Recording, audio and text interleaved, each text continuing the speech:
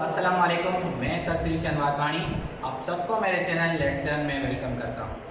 इंशाल्लाह आज से हम अपना ग्रामर की सीरीज़ का प्रॉपर आगाज़ करने वाले हैं और उसके लिए जो आज पहला टॉपिक मैं आप लोगों के लिए ले आया हूँ वो है ग्रामर। अब ग्रामर को पढ़ने से पहले मैं इंग्लिश के बारे में थोड़ा बहुत आप लोगों को बताना चाहता हूँ कि इंग्लिश की इंपॉर्टेंस कैसी है, कितनी है। तो जी देयर आर 195 कंट्रीज़, 195 ममालिक हैं दुनिया में, जिसमें से 67 ऐसे ममालिक हैं जिसमें English is used as the primary official language. 67 ममालिक में इंग्लिश ऑफिशियल लैंग्वेज के तौर पे इस्तेमाल की जाती है और 27 ऐसे ममालिक हैं जिसमें English as secondary official language इस्तेमाल की जाती है। मिसाल के तौर पे हम पाकिस्तान ले लेते हैं कि भाई नेशनल लैंग्वेज तो उर्दू बनती है, नो डाउट है, पर जो ऑफिशियल लैंग्वेज है ना वो उर्दू प्लस इंग्लिश बनती है। That shows the importance of English and that's why it is called as the global language. आए हम अपने टॉपिक पे आते हैं जो है ग्रामर। आए पहले जानते हैं कि क्या ये जो वर्ड ग्रामर है क्या ये इंग्लिश का वर्ड है? क्या जानते हैं आप लोग? जी ये इंग्लिश का वर्ड नहीं है। तो इसकी ओरिजिन क्या है? आए जानते हैं। कह रहे हैं कि ग्रामर जो वर्ड है उसकी ओरिजिन बनती है ग्रीक वर्ड ग्रामेटिक है टेक्ने। जी ग्रीक का वर्ड है ग्रामेटिक है टेक्ने, विच मीन्स क्या बनती है कि राइटिंग समथिंग करेक्ट। क्या बनती है कि राइटिंग समथिंग करेक्ट, किसी भी चीज को सही तरीके से लिखने को ग्रामेटिक है टेक्ने कहते हैं ग्रीक में। अभी बहुत सारे इसमें नेम आ जाते हैं जो हम बोलते हैं, रूल्स एंड रेगुलेशन भी कह लेते हैं, मेथड्स भी कह सकते हैं, वे ऑफ डूइंग भी इसको हम कह सकते हैं, सेट पैटर्न्स भी कह सकते हैं। सो कहने को तो बहुत सारे नेम हैं, इनको हम कह सकते हैं, पर आखिर ये ग्रामर जो चीज़ है इनके पीछे क्यों लोग पागल हैं या क्यों इसकी इम्पोर्टेंस है, हम लोग क्यों सिखाना चाहते हैं या क्यों बच्चे सीखना चाहते हैं, तो ये कुछ डेफिनेशंस हैं और कुछ एग्जाम्पल्स हैं जिससे बिल्कुल क्लियर हो जाएगा इंशाल्लाह कि हम ग्रामर पढ़ते हैं। तो फर्स्ट डेफिनेशन जो यहाँ मैंने लिखी हुई है वो कह रही है साइंस ऑफ लैंग्वेज। जी बिल्कुल, ग्रामर साइंस ऑफ लैंग्वेज भी कहलाती है क्योंकि साइंस हम तभी कहते हैं किसी चीज़ को जब वो किसी रूल्स एंड रेगुलेशन पे बेस्ड हो। तो बिल्कुल जो हमारी ग्रामर है उस रूल्स और रेगुलेशंस ही होते हैं। तो अब जो भी बंदा किसी भी लैंग्वेज को अब सीखना चाहता है या समझना चाहता है, ऑब्वियसली उसको क्या करना पड़ेगा, उसी लैंग्वेज के रूल्स एंड रेगुलेशन को फॉलो करना पड़ेगा, एडॉप्ट करना पड़ेगा, तभी वो उस पर ग्रिप हासिल कर पाएगा। So that's why it is called science of language. आते हैं दूसरी डेफिनेशन पे, set of principles made by its native speakers. जी नेटिव स्पीकर्स के जो सेट किए होते हैं क्या, प्रिंसिपल्स, कायदा। अब ये नेटिव जो है स्पीकर्स होते हैं वो कौन सा होते हैं, किसी भी लैंग्वेज के जो हकीकी बोलने वाले होते हैं वो ही होते हैं नेटिव स्पीकर्स। जैसे सिंधी या उर्दू जिस जो बोलते हैं उन्होंने ही उनके रूल्स रेगुलेशन उनके प्रिंसिपल सेट किए होंगे। सेम वे इंग्लिश जहाँ की ओरिजिन है वहाँ के बोलने वालों ने उनके कायदा कानून बनाए होंगे। सभी तो कहते हैं कि set of principle made by its native speakers. आए तीसरी डेफिनेशन पे आते हैं जो कि कह रही है rules and regulation which enables us to read, write, speak and understand any language of the world. जी कह रहे हैं कि ये वो कायदा कानून है जो हमें इस लायक बना देते हैं कि हम रीड कर सकें, राइट कर सकें, स्पीक कर सकें या फिर अंडरस्टैंड कर सकें दुनिया की कोई भी लैंग्वेज को।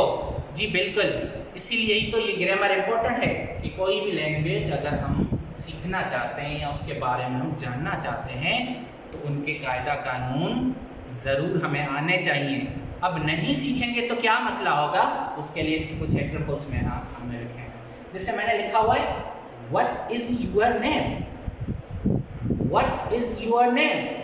अगर देखा जाए तो कि जुमला तो बिल्कुल सही है grammatically, but in the and यहाँ फुल स्टॉप लगा हुआ है, यहाँ क्वेश्चन मार्क नहीं है, यहाँ फुल स्टॉप है, होना यहाँ क्वेश्चन मार्क चाहिए था।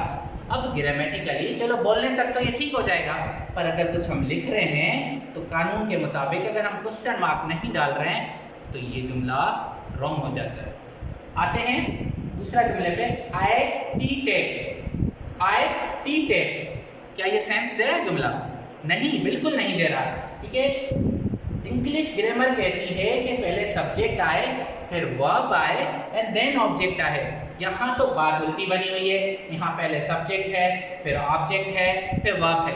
तो क्या ये सेंस कर रहा है? कोई में कर रहा है? नो, ये कोई सेंस नहीं दे रहा। ये ग्रामेटिकली जुमला गलत है। अगर ये लिखने हद तक है तो भी गलत है, अगर ये बोलने की हद तक है तो भी ये जुमला गलत हो जाता है। फिर आते हैं तीसरे जुमले पे जो मैंने लिखा हुआ है, आई एम इल टुमारो। तो देखिए ये बोलने में भी हमें मसला कर सकता है अगर हमें रूल्स नहीं आ रहे।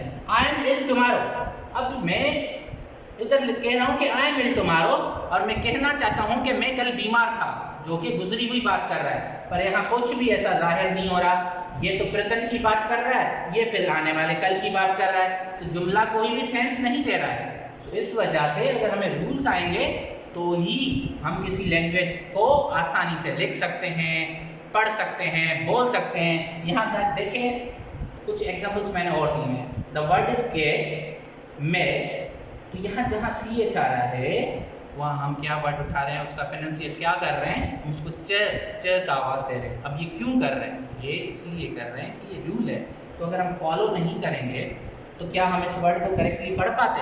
शायद नहीं पढ़ पाते। अब चले जरा नजर डालते हैं, यहाँ दो वर्ड और लिखे हैं, CINEMA और CAMERA। सो दो डिफरेंट वर्ड्स लिखे हैं। So one is cinema and other one is camera. अब जरा ये सोच करें कि सी तो इधर भी सी है, इधर भी सी है, पर आखिर क्या वजह है कि ये सीन का आवाज दे रहा है, ये काफ का आवाज दे रहा है? तो क्या डिफरेंस बनता है? जी डिफरेंस बनता है इसके वॉवेल। अब इसके वॉवेल यहाँ आए है, यहाँ ए है। अगेन ये क्या बनता है? ये रूल है और इस रूल को फॉलो कर रहे हैं तभी हम पढ़ पा रहे हैं। अगर इस रूल को हम फॉलो नहीं करते तो हमें क्या पता कि इसको सीन से आवाज़ निकालना है, इसका कैसे निकालना है। अगेन इट शोज कि जब हमें रूल्स रेगुलेशन आएंगे किसी भी लैंग्वेज के तो हम अच्छे से जस्टिफाई कर पाएंगे, हम अच्छे से लिख पाएंगे, हम अच्छे से बोल पाएंगे, हम अच्छे से समझ भी पाएंगे। सो दैट्स वाई ग्रामर इतना इम्पोर्टेंट बनता है। और इसका ताल्लुक कहाँ है? अब देखें किसी भी ग्रामर को हम पढ़ते हैं तो किस वजह से पढ़ते हैं? लैंग्वेज की वजह से। इसका डायरेक्ट जो लिंक है वो लैंग्वेज से, क्योंकि ग्रामर तभी हम सीखते हैं जब भी कोई हम लैंग्वेज को सीखना चाहते हैं। तो लैंग्वेज का आना भी उतना ही ज़रूरी है कि लैंग्वेज क्या है। तो यहाँ हमने शॉर्ट डेफिनेशन लिखी हुई है भाई कि लैंग्वेज क्या है। It is source of communication. भाई ये कम्युनिकेशन का सोर्स है, बातचीत करने का एक जरिया है। अब बातचीत करते हैं तो हम किस चीज़ को एक्सचेंज करते हैं? लोगों को किस चीज़ की एक्सचेंज करते हैं, या लोग आपस में किस चीज़ को एक्सचेंज करते हैं? तो जी वो या तो थॉट्स को, अपने ख्यालात को वो शेयर करते हैं, या फिर फीलिंग्स को, अपने एहसासात को शेयर करते हैं दूसरों से। ठीक है, तो language become the source of communication. और उसको अब जो लैंग्वेज को हम कम्युनिकेशन के तौर पे यूज़ कर रहे हैं तो कितने तरीक़ों से कर सकते हैं? तो जी वो 3 तरीक़ों से कर सकते हैं। एक तो हमारी ओरल लैंग्वेज बनती है, दूसरी रिटन लैंग्वेज बनती है और तीसरी है साइन लैंग्वेज। अब जब हमें रूल्स रेगुलेशन अच्छे से आ रहे होंगे तो तीनों चीज़ें आराम से हो सकती हैं कम्युनिकेशन की। अब कैसे? देखें ज़रा, ओरल कम्युनिकेशन, ज़बानी राब्ता, जो हम आमने सामने बात कर रहे हैं या फिर फ़ोन कॉल पे बात कर रहे हैं, वो वर्बल हमारी टॉक हो रही है, वो हमारी ज़बान से बातचीत हो रही है। अब जब हमें अच्छे से किसी लैंग्वेज की नॉलेज होगी, उसके रूल्स की नॉलेज होगी, तभी हम अच्छे से कम्युनिकेट कर पाते हैं। इसको ही हम ओरल कम्युनिकेशन कहते हैं। आए दूसरा टाइप है रिटन कम्युनिकेशन। सो रिटन कम्युनिकेशन या रिटन लैंग्वेज, जैसे हम आजकल मैसेजेस के ज़रिए बात कर रहे हैं, हम अपना ट्विटर के ज़रिए अपने ख्यालों का इजहार कर लेते हैं, व्हाट्सएप चल रहा है, मैसेंजर चल रहा है, इंस्टा चल रहा है। ठीक है, या पिछले ज़माने में लेटर्स के ज़रिए जो है हमारी बातचीत होती थी लोगों से, या कुछ इन्फॉर्मेशन जो है हम प्रोवाइड करते थे लोगों को।